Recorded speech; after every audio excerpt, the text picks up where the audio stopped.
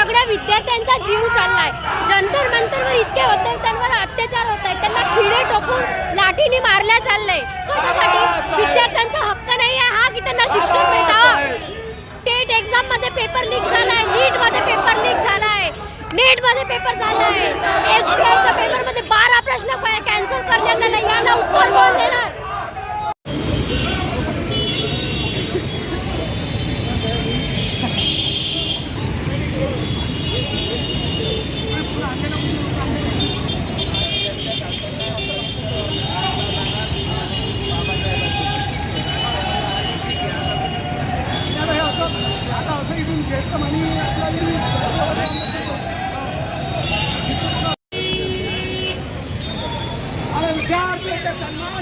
हम उतरे हैं मैदान में,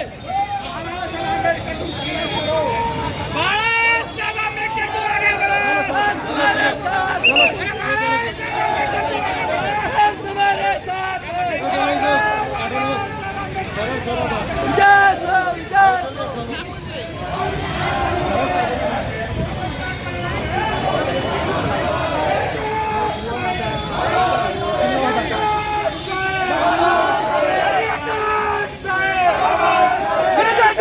जंतर मंतरवर जे आमरण उपोषण सुरू आहे ते मला वाटतं 20 ते 25 दिवसापासून सुरू आहे।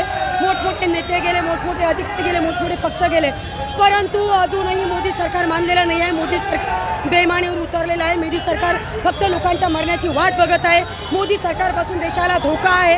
हे भ्रष्ट सरकार बरखास्त झालं पाहिजे आणि याचबरोबर मोदी, अमित शहा आणि धर्मेंद्र प्रसाद यांच्यावरती कारवाई झाली पाहिजे आणि यांनी ताबडतोब इस्तीफा दिला पाहिजे। मला वाटते आणि पदमुक्त व्हायला पाहिजे। आंदोलन जंतर मंतरवर जे अमानुषपणे हत्या झाली, मारहाण झालेली आहे विद्यार्थ्यांना आणि ते विद्यार्थी देशाचं भविष्य आहे, म्हणून त्या निषेधार्थ आज अमरावतीमध्ये बंदचा जो पुकार दिलेला आहे बाळासाहेब आंबेडकरांनी, त्या बाळासाहेब आंबेडकरांच्या आव्हानाला आम्ही सर्व संघटनेचे पदाधिकारी, संघटनेचे लोक आज अमरावती बंद करत आहे आणि अमरावती बंदला सुद्धा व्यापाऱ्यांचा प्रतिसाद मिळत आहे।